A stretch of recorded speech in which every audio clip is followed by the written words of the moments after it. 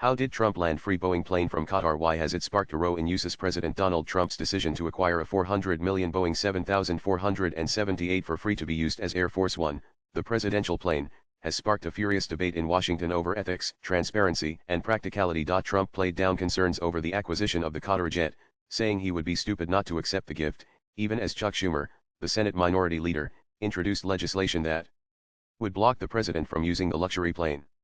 Schumer said it would take billions of taxpayer dollars to even retrofit and secure the plane. Qatar's offer came after Trump repeatedly complained of delays and cost overruns in aerospace giant Boeing's contract to provide 2 new Air Force One jets to replace the current aging models. And the United States had previously signed a $3.9 billion contract with Boeing in 2018 for 2 jets to be used as Air Force One, but a series of delays affected the delivery deadline in 2024, possibly beyond Trump's second term.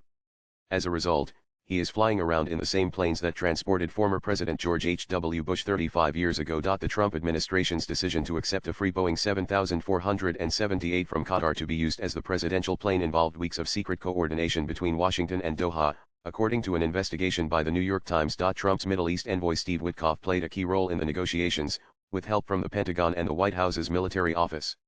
Military officials had long discussed about the possibility of buying a temporary plane for Trump while Boeing completed its work. The lavishly outfitted Boeing 7478 had been used by Qatar's royal family and was once offered to Turkey's President Recep Tayyip Erdogan as a gesture of goodwill. Despite boasting of interiors with soft fabrics of the highest quality and a lavishly designed bathroom, the plane had remained unsold for years.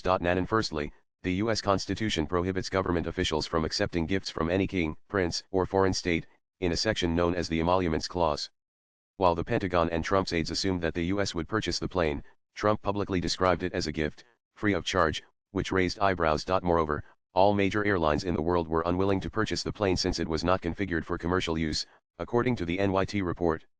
The 4 engines of the plane are expensive to maintain and operate, and acquiring parts over time is expected to be difficult as Boeing no longer manufactures the planes. The idea of a foreign government gifting such an asset estimated to be worth between $150 million and $180 million to the United States for the use of a single individual evoked concerns from both Republicans and Democrats. Schumer announced last week that he was planning to hold up all U.S. Justice Department political appointees over the gift, while Democratic Senator Chris Murphy pledged to force votes to block weapons sales to Qatar. However, Qatar denied that the gesture was aimed at cultivating favor with Trump.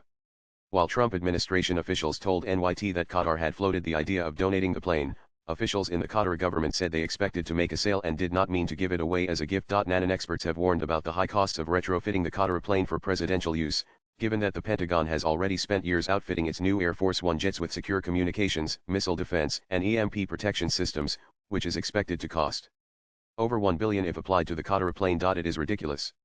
That's a better dollar value than trying to take an airplane from somebody else and trying to make it into a presidential plane.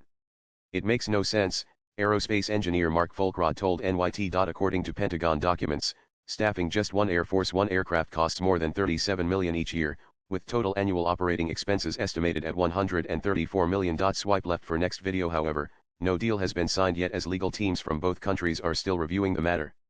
White House Press Secretary Caroline Leavitt had earlier said that Qatar had graciously offered to donate the plane to the Pentagon, but the legal details of that are still being worked out. With agency inputs latest blogs